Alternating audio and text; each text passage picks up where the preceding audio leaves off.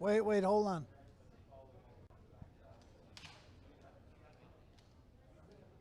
Okay, well, just make sure we have the right horses. The question mark now is Project Whiskey. Temperance Rising is in. We'll know in 10 minutes if Project Whiskey is in or not. Okay?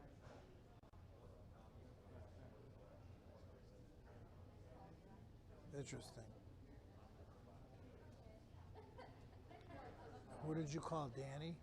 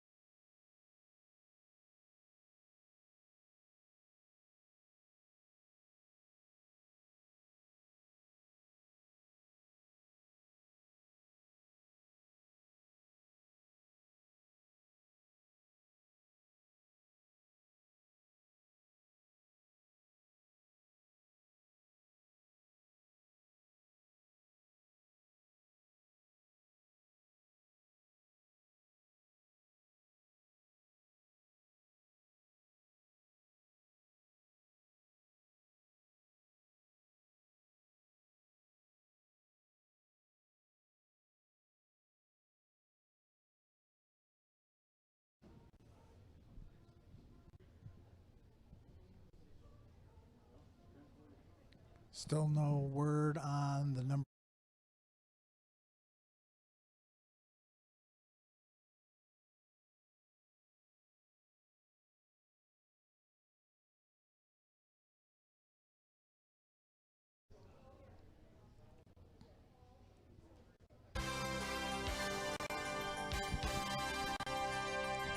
Under the twin spires of historic Churchill Downs, it is time for the Kentucky Oaks post position draw presented by Ford. Louisville, Kentucky is the place, and the Kentucky Oaks, 9 furlongs for 3-year-old fillies with a purse of $1.25 million. We're joining you live from the Aristides Lounge, where the pill pull will occur just moments from now. Joe Christopher, Brandon Staubel joining you again, social distancing here at Churchill Downs. It's a Kentucky Oaks like no other, Brandon. Obviously, the race normally run the first Friday in May. It's 4 months later, and at least the top 2 fillies in this race, if the race were run in May, remains to be seen as to what their stature would be if they'd even be in the race. Yeah, some of these late blooming 3-year-old fillies will have an opportunity to get a big race under their belt. May not have had that opportunity later on earlier in the year. So good for the connections, good for possible breeding value down the line. Yeah, some stars in this year's Kentucky Oaks as we take a look at the points leaderboard going into the draw. And Brandon, I'm not sure, I'm pretty sure actually, that we will never see 450 points again. Yeah, and even a couple of Derby points in there too. Swiss Skydiver 450, Speech right behind there, and even a horse like Gamine only 50, but probably going to be one of the top choices in the Oaks. Yeah, absolutely, no doubt. Obviously, the road to the Kentucky Oaks was rerouted with the 4 months leading up from the first Friday in May to the first Friday in September. So a lot more points were on the line, and Swiss Skydiver took advantage of every opportunity. Swiss Skydiver, Speech, and Gamine, the likely 3 favorites for this year's Kentucky Oaks. And Brandon, you mentioned Gamine. Bob Baffert, the winner of the Kentucky Oaks on 3 different occasions. She's gonna be the favorite in here, and the term freak in horse racing might be tossed around a little bit lightly on occasion, but no better word to use than to describe her. Yeah, she's just not beating Grade 1 competition. She's crushing Grade 1 competition. 18 links, 2 back, 7 links last time, and she's just drawing away from her competition down the lane and just making it look so easy. $1.6 million buy coming in, and the fact that she's just thriving under Bob Baffert's care. Distance is a big thing, Joe. Yeah, Swiss Skydiver and Speech, the other 2 likely to take most of the money. But first things first, before we dive into the real serious final handicapping, we got to have the post position draw. And to find out exactly how it works, here's Ed DeRose. Ed? Thank you, Joe. Kentucky Oaks, a very special race, Grade 1 for these 3-year-old fillies, but a very different vibe here in the Aristides Lounge. A muted vibe is fewer people. We're all socially distanced. Looking forward to that pill pull, though, and it is a traditional pill pull for the Oaks draw. 10 numbers will go in. 1 at a time they'll come out. They'll assign the post position, and then, as you said, the serious handicapping could start for that first Friday in September. Gamine, the likely odds-on favorite, as we mentioned. And Brandon, she's kind of taken an unconventional route to the Kentucky Oaks in that her last 2 races were around one turn mile at Belmont, and then, of course, last time out at Saratoga in the Grade 1 test, a 7-furlong event. She's got to go 9 furlongs on Friday, but here she is here winning the test, and not much of a test for her. Yeah, she does have 2-turn experience, but the fact that these last 2 races have been around 1 turn and they've been so great, the biggest question is how is she going to do back around 2 turns? But obviously the talent's there. Look at the power drawing away late.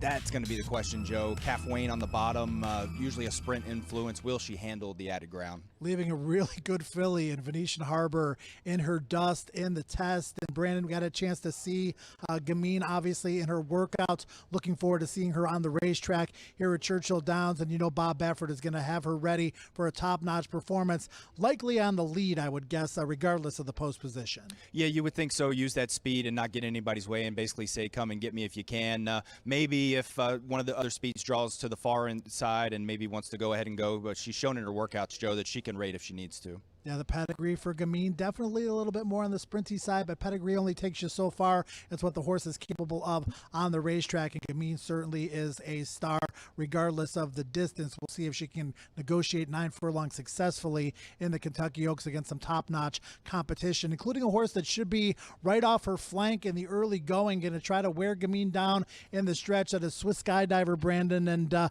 man, she has gotten really good. She was always pretty good from her 2 to 3 year old year, but in recent months, she has really taken it to a new level. Yeah, talk about another freaky performance in here. She just drew away from this Alabama Stakes field at Saratoga, already going the 1.25 miles, so no problem with the distance. And Tyler was up this day, and he does gear her down late after asking her to finish up a little bit. Wanted to save something left, Joe, for this race coming up on Friday. Yeah, it's very interesting. She is trained by Kenny McPeak, who has finished second in the Oaks twice with the favorite Take Charge Lady years ago, and then with Daddy's Little Darling. And I mentioned Gamine, 7 furlongs to 1.1 miles. Swiss Skydiver cutting back from 1.25 miles to 1.1 miles against something that's unprecedented in the Kentucky Oaks. Yeah, it is a little bit strange, but at the same time, she's got the speed and can really do anything you want, be put anywhere you want. If she did draw the inside, Joe, I would expect them to use her speed, utilize that early on. So it is nice that she can basically be put in a race wherever she wants. Yeah, definitely, and she's shown speed, she's shown stamina from the first crop of Daredevil. Also, She Dares the Devil also by that stallion. We'll talk about her in just a little bit. We've got Speech, who, you know, really put herself on the map earlier in the year. She chased Swiss Skydiver in the Santa Anita Oaks. The race that really put her in the upper echelon of 3-year-old fillies, though, Brandon, was the Ashland. Again, Venetian Harbor, the sparring partner this time for Speech. Yeah, she's been very impressive since arriving at Churchill. Her last work was really good, and she seems to be a filly that's very smart. She's figuring things out, and she's getting better, and that's the type of horse, the type of filly you want in a race like this. Going into a big race, you want them thriving, and that's exactly what she's doing. Michael McCarthy, when we interviewed him on the Kentucky Derby workout show the other morning, just seemed to have a really quiet confidence, Brandon. And I know, you know, you've made point of seeing Speech on the racetrack. She seems to have a little bit of an attitude towards the way she goes about her job, and that's certainly a good thing. Yeah, the good fillies really do have that kind of a little bit of sassiness to her, but that quiet confidence, similar to what Mike McCarthy is feeling. Seems like Speech is feeling the same thing out on the track. She just goes about her business, very professional, and she's got speed as well. Another theme that I'm sure we'll talk about leading up to the race, the fact that so many of these top contenders have tactical speed, natural early speed. Hearing that Whiskey Project will not enter, so it looks like we're going to have a field of 9 for the Kentucky Oaks. Again, the post position draw just moments away. And we talked about She Dares the Devil. Just mentioning her is she's also by the sire Daredevil, the same sire as Swiss Skydiver. Brad Cox winning, Brandon, the Kentucky Oaks a couple of years ago with Monomoy Girl. You know, this week is all about the Oaks, all about the Derby, but a lot of really good stake races surrounding those races, including the La Troyenne, where we'll get to see Monomoy Girl, Brad Cox's success in the Kentucky Oaks already. Yeah, he obviously does a fantastic job with his fillies. Obviously, fantastic job overall, but with this filly, she started out with Norm Cassie. She loves this track already, we know that, but he's just building her confidence, and he doesn't get too ambitious with her. Here in the Grade 3 Indiana Oaks, you can see she starts to spurt away from the field, really pulling away late. I've noticed, too, that under Brad, she's kind of found more tactical speed, which is going to help her out in this race. Yeah, interesting, because Brad has really put her in a position to succeed in all these races. She's dominated fields recently, Brandon, and that should serve her well confidence-wise going into the Oaks. Absolutely, and he's given her the time. He's freshened her up a little bit to peak on this day, and there's a reason why that guy wins big races. Let's turn it over to Ed DeRosa with a special Oaks guest, Dallas Stewart. Ed? Thanks, Joe. I am with trainer Dallas Stewart, who certainly built a brand for himself, getting underneath in the Derby at a big price. Some might remember, though, he shocked the world in the 2006 Oaks with Lemons Forever. And Dallas, you're back with another price, and Temper's rising, but just does seem to fit, especially on pace. Well, it's a really tough race. I mean, there's some great fillies in here. I mean, you know, Skydiver and Gamine, and, you know, it's just a really tough race. But our filly's doing well. You know, she had a good race. Ellis setting up for this.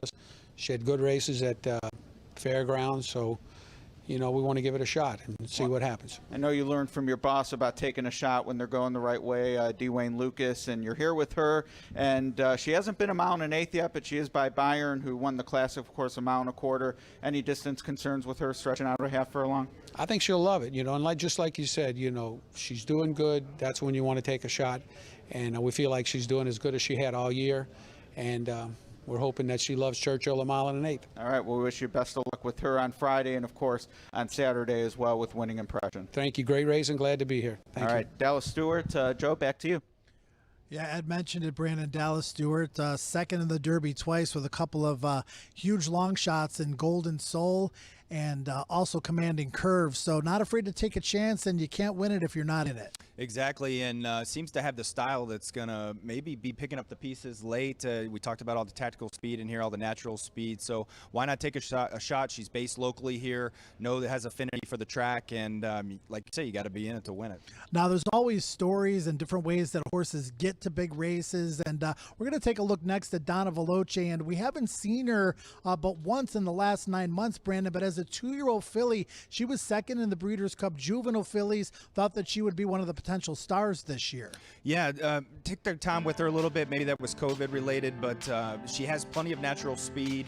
You can see her on the screen in here in the Santa Isabel Stakes, and just kind of draws away. Nice prep for this. The layoff is a little bit of a concern, but Simon Callahan has done this before, and I mean, you go back to last year, just almost winning the Breeders' Cup. She's obviously got a lot of class. If you like her, one of the reasons probably is because Speech is a distant second here, Brandon. And that was when Speech wasn't quite the filly that she is now. But you got to look at that race and say, hey, man, if Donna Veloce brings her A game off the bench, and Simon has been pointing to the Kentucky Oaks all along, even though maybe a couple small bumps in the road to get here, Donna Veloce, if you're looking for a live long shot in the race, I can see how people can make a case. Yeah, I mean, handled Speech there, and if you go back, you can kind of look at some other races too. I mean, Speech and Gamine were pretty close in here, so maybe not giving this race to Gamine and Bella Veloce. Maybe that's what Simon Callahan's thinking, is that she was competitive before. If I bring her up to the race the right way and she's doing well, I'm going to go ahead and run. Yeah, the New York horses, California horses are arriving today. So if you've been watching the Kentucky Derby morning workout show,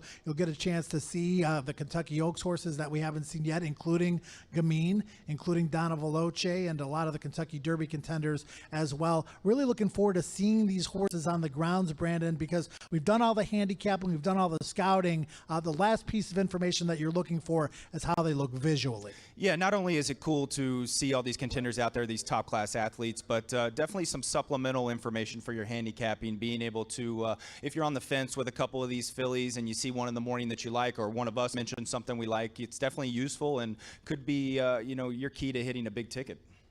All right, let's take a look at the Monmouth Oaks and another horse that will be a price, but has run some big races in her career, and that is Hopeful Growth. And again, Project Whiskey was second in this race. We thought up until moments ago that she was going to enter as well, Brandon, but Hopeful Growth draws away in the Monmouth Oaks by 4 lengths.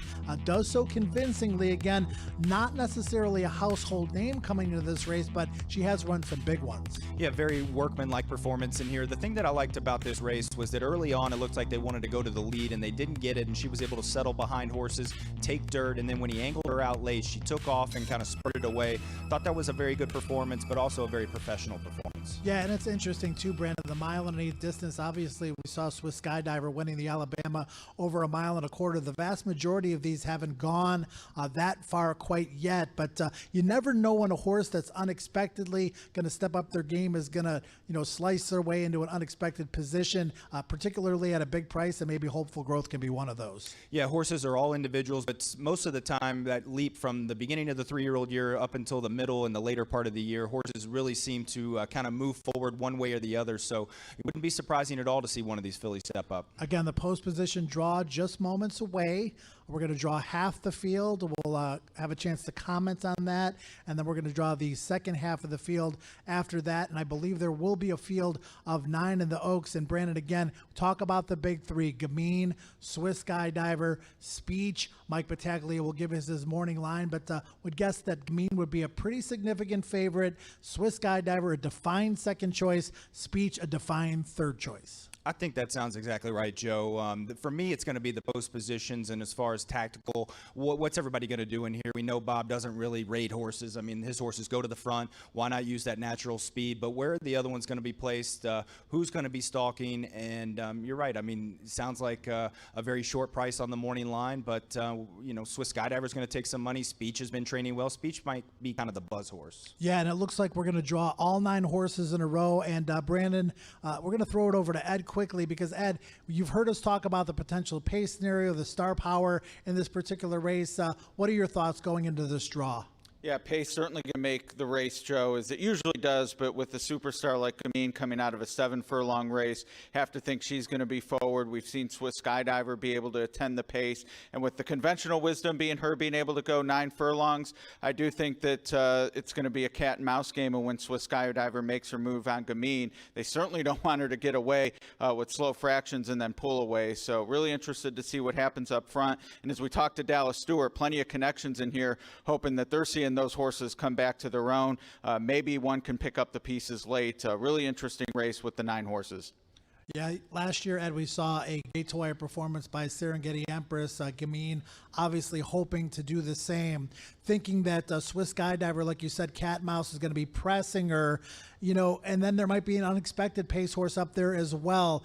It'll be interesting to see how slow they go early, and obviously the slower they go, the better chance horses like Gamine and Swiss Skydiver, the likely favorites, have to win it. Yeah, I'd love to ask Kenny McPeak, so hopefully he's hearing this and he'll give us the opportunity after the draw when he'd love to see Tyler ask the question and make a move on Gamine. I think that's going to be the key to the race, obviously. And we have seen horses go gate to wire recently. You mentioned Serengeti Empress. Monomoy Girl was right there against Cassie's horse 2 years ago. So you definitely can, at this 9-furlong trip, get the gate to wire performance. And if Gamine wins, I would have to think we're looking at one of the shortest Oaks Derby doubles in history, should Tiz the Law seal the deal as the favorite on Saturday.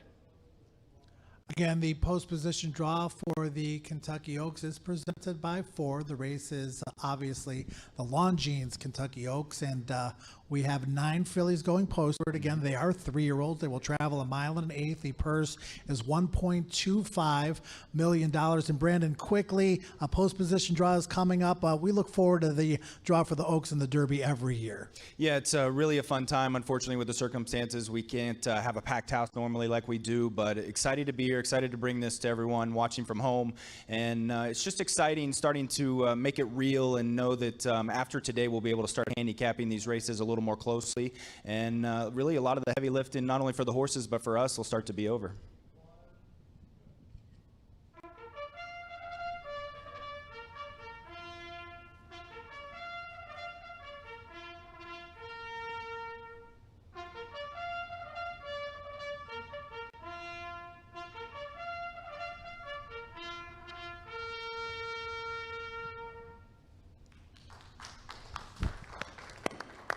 Steve Buttleman with a call to post for the Kentucky Oaks draw. Good morning, everyone, and welcome to those of you joining us here today at Churchill Downs. Obviously, the crowd a little bit lighter than normal, but welcome to everyone watching probably around the world for the Kentucky Oaks draw on this Monday morning. The Kentucky Oaks goes on Friday, of course, the counterparts to the Kentucky Derby. More than $1 million, $1.25 million to be exact, on the line for 3-year-old fillies to go a mile and an eighth. We'll share some more of those particulars a little bit down the road. First off, some introductions. And we'll start right here in the middle is Ms. Barbara Borden, the Chief Steward for the Kentucky Horse Racing Commission. To her right is Kevin Flannery, President of Churchill Downs. And then to their left is Justin Paul, Vice President, Associate General Counsel for Churchill Downs. And I have to do it. Asher would say he's here just in case any sort of litigation should have to break out. At the table are Dan Borg, who is the Assistant Racing Secretary. He's been with Churchill since 1999. And to his right is Ben Huffman, Vice President of Racing for Churchill Downs. And he's been with Churchill Downs since 1991. 9 3-year-old fillies will go postward in this Friday's Kentucky Oaks. And it's quite the field. 3 pretty powerful horses on paper, in addition to a whole slew of horses that have up-and-coming running lines that look as though with any sort of effort, they could jump up and join the picture as well. The way these post draws work is we'll draw a pill and an entry sheet, and whatever that pill says for that entry sheet is how the post position will shake out. 9 to go postward. We'll give the morning line after the draw is over. You have your draw sheets, and with no further ado, let's draw the Oaks. Okay, here we go.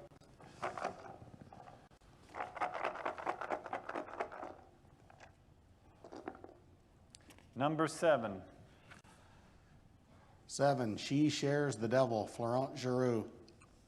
Number 7, She Shares the Devil, Florent Giroux. This is a horse that actually broke her maiden here last year, right at Churchill Downs in her first career start, shipped out west, but then came back to the Midwest and started winning races left and right. She most recently won the Indiana Oaks up at Indiana Grand. Her trainer, Brad Cox, won the Kentucky Oaks with Monomoy Girl in 2018. Number 5. 5 is Gamine, John Velasquez. Number 5 is Gamine, John Velasquez. Gamine's been absolutely perfect in all 4 of her career starts. She's never been behind a horse, at least on running line. She's been in front at every call. Her trainer, Bob Baffert, has won the Kentucky Oaks 3 times. His first Oaks, though, was Silver Bullet Day 20 years ago. Gamine figures to be prominent early. Right from the outset, she's number 5.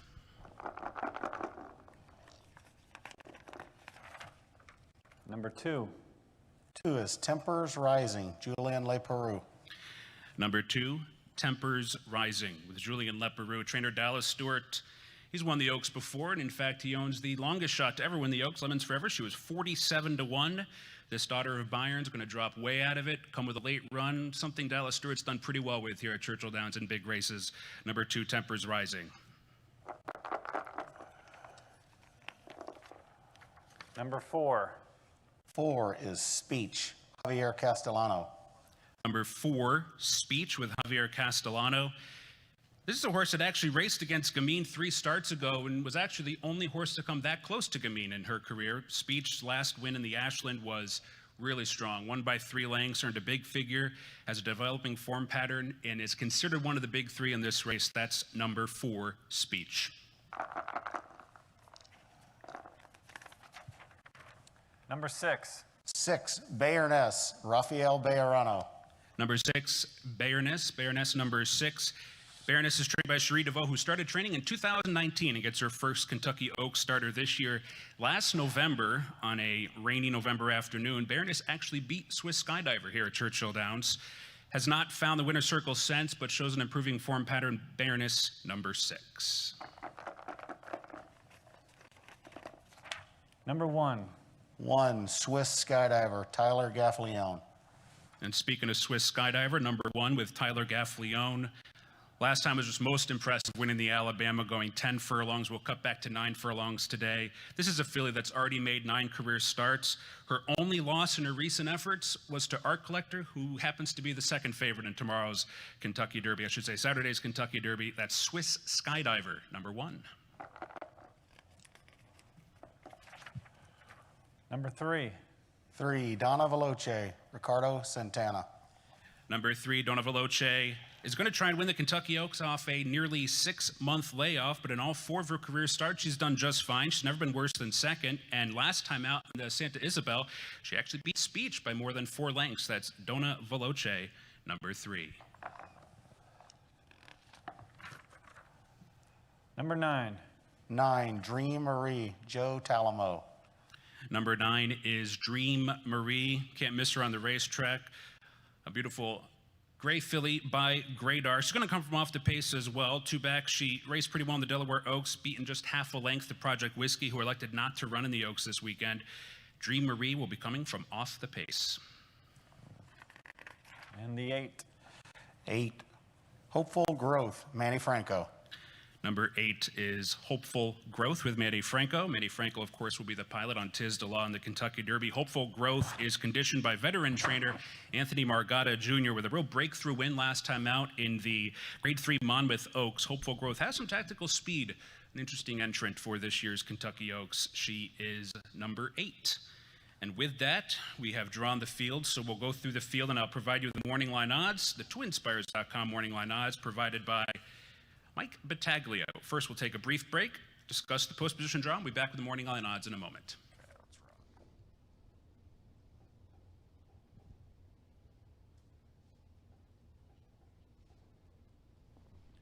Thanks everyone involved with the post position draw. We have the numbers, Brandon, and the obvious reaction is Swiss Skydiver drawing inside of Gamine, not only drawing inside of her, but drawing the rail. Yeah, first reaction for me was like, oh, I don't know if I want to be there. But then I had flashbacks to a War of Will in the Preakness last year. And Tyler just loves that trip. On the rail, he's so good at it. And I don't think it's that big of a concern. Yeah, I don't either. I mean, Gamine's going to go. I think Gamine's going to make the lead. And Swiss Skydiver with a good break and horses to her outside that don't have as much speed can just sit right behind her and get the position that she wants. Again, you never know, Brandon. Post positions are one thing, but how they break from the starting gate, that pretty long run into the first turn to sort themselves out onto the backstretch. You know, you can visualize it all you want, but until they leave the starting gate, you don't know really how it's going to play out. Yeah, I mean, we're going to talk about this leading up to the race in here. Even a horse like Donna Veloce, who drew the 3-hole with Ricardo Santana Jr. up, who we know is going to a little bit of aggressive style with him, but they pretty much have to go, I would think, from that spot too. So Gamine's going to have an option to sit off if they want to. It'll be interesting to hear the trainers and some of the owners talk later on in the week. We'll send it over to Ed DeRosa. Ed, what do you think of the Kentucky Oaks draw? Obviously, as you noted, the rail for Swiss Skydiver sticks out, but Tempers rising directly to her outside probably gives Kenny some solace. She is likely to drop back, which could give Tyler some room to get the right maneuver into that first turn, and they do have about a quarter of a mile to get position into the turn. But Gamine from the middle of the pack, certainly going to control things, you would think, under John Velasquez, but I wouldn't think anyone's terribly unhappy. Thanks, Ed. We will have Mike Battaglia's morning line momentarily, Brandon, but I don't think there's a whole lot of drama in the morning line. Gamine, Swiss Skydiver, followed by Speech and the rest. Yeah, I think we've known that for a little while. Gamine's probably going to take the majority of the money, but a lot of Swiss Skydiver fans out there, and like we said, don't be discouraged too much by the post. All right, let's find out what Mike Battaglia thinks about the morning line, as Travis Stone will reveal that for you right now. Travis. Ed, welcome back to the post draw for the Kentucky Oaks. As shown before, 9 fillies going postward on Friday for this year's Kentucky Oaks. It is the first of 13 races. The opener is going to go at 11 o'clock. The Oaks is going to be race number 12 of 13. And as mentioned before, the purse, a nifty $1.25 million. Let's go over the morning line odds provided by Mike Battaglia.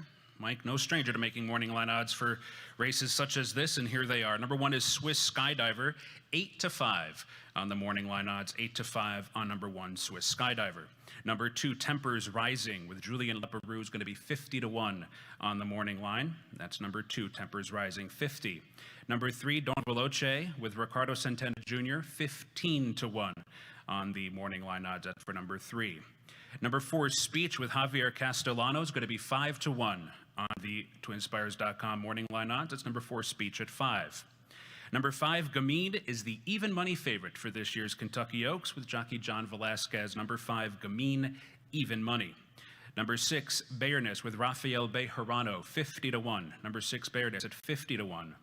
Number 7, She Dares the Devil with Florent Giroux, 20-1. She Dares the Devil, number 7, 20-1.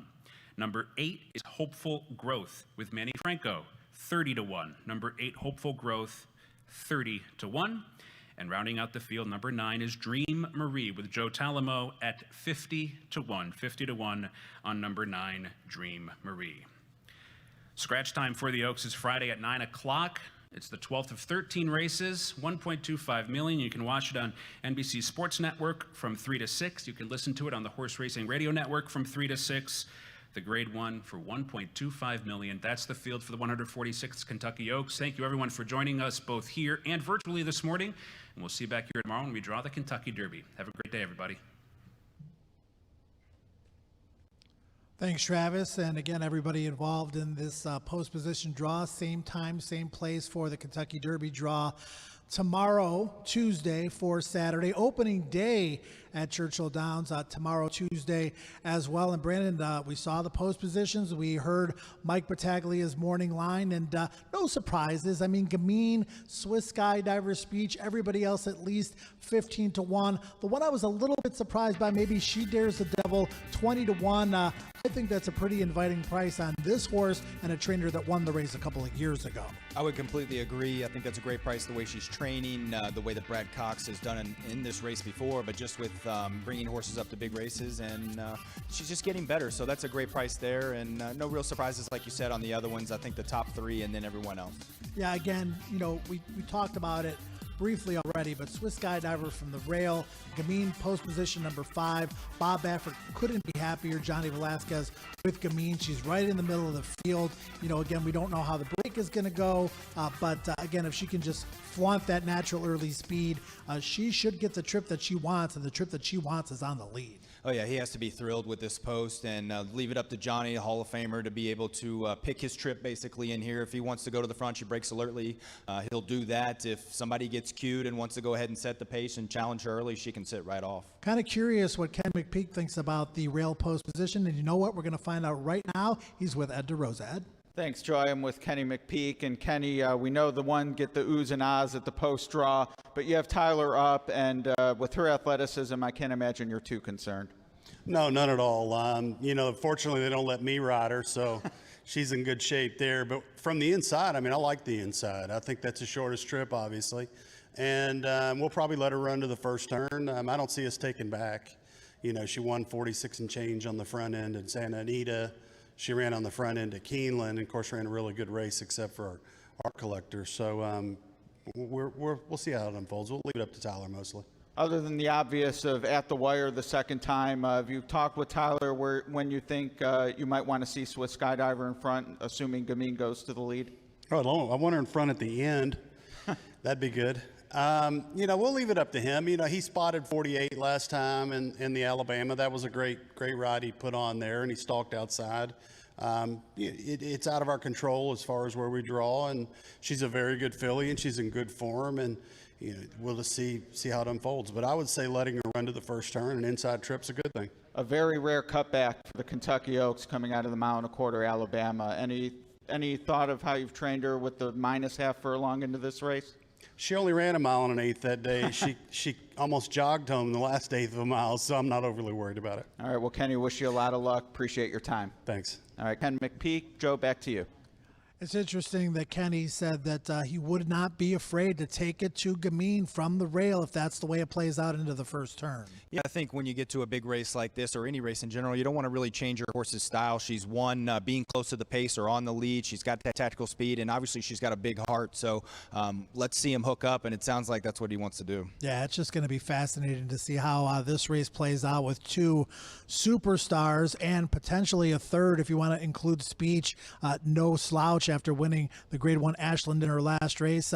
We've got the draw, Brandon. We're going to get the PPs courtesy of Bristnet.com in the next couple of hours as the rest of the card for Friday is drawn. Just can't wait to dig into the Oaks and the rest of the races for Friday. Yeah, and Brisnet PPs, I got them right here in my hand. What I use all the time at the track, and excited to get the full card. 13 races. You heard it. Oaks is going to be race 12, and then we'll do it again tomorrow, Joe. Kentucky Derby morning workout show, 7 o'clock in the morning for an hour. We're going to see a lot of these Oaks horses, Gamine, Donna Veloce, in addition to the Kentucky Derby horses that we haven't seen on site yet, and Tiz the Law, Honor, AP, Authentic, etc. So looking very forward to that. And then same time, same place for the Kentucky Derby draw, Brandon. Probably a little bit more intrigue in that with the 17 horse field. Yeah, that's always exciting. We have had more Oaks runners before, but still a good group of 9 in there. But you're right, tomorrow 17 are going to get drawn, and that's when you can really hypothesize some pace scenarios in there. Who's going to go to the front, and see how the connections are either thrilled or unhappy with their posts. Yeah, we've talked about the Kentucky Derby quite a bit with 17 in there. A lot of horses with very similar running styles, Brandon. So post position should play a big role in the beginning of the race and potentially, obviously, the outcome as well. And I think we're going to send it over to... Well, we're going to take a look at the post position draw once again here. Again, Gamine, even money, Swiss Skydiver 8-5, Speech 5-1. Donna Veloce 15, and She Dares a Devil 20. Everybody else 30 and 50-1 quickly, Brandon. Yeah, just tempers rising. I mean, you have to like the fact just going to kind of drop out and save ground on the rail there, and then some of the closers on the outside, they'll just try to tuck in around the turn. All right, we're going to send it over to Ed. You're going to give us some final thoughts on the Kentucky Oaks draw and the race in general, Ed. Thanks, Joe. A really similar board to me as the Kentucky Derby. You have the obvious favorites up top, Gamine playing the role of Tiz the Law and the Oaks, and then some bombs underneath. Wagering strategy for me is going to be figure out which 30 or 50 to 1 horse I like most and key that one underneath the obvious. But what a race between Gamine, Swiss Skydiver, and Speech. Well, thanks, Ed. We have the Kentucky Derby draw coming up, like I mentioned, tomorrow. Same place, the Aristides Lounge, 10:45 in the morning.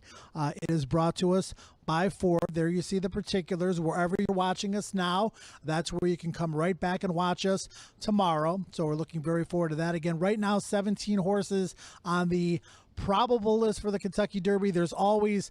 Well, not always, but there's the potential for last-minute surprises. We got a small last-minute surprise with the Oaks draw today. Yeah, anything can happen. Hopefully it doesn't happen, but that's maybe why you need to tune into the morning work show in the morning to see how everybody's doing. That's going to wrap it up for the Kentucky Oaks post-position draw, brought to you by Ford. Again, same time, same place tomorrow for the Kentucky Derby draw. Once again, brought to you by Ford. Enjoy the start of your week, everybody.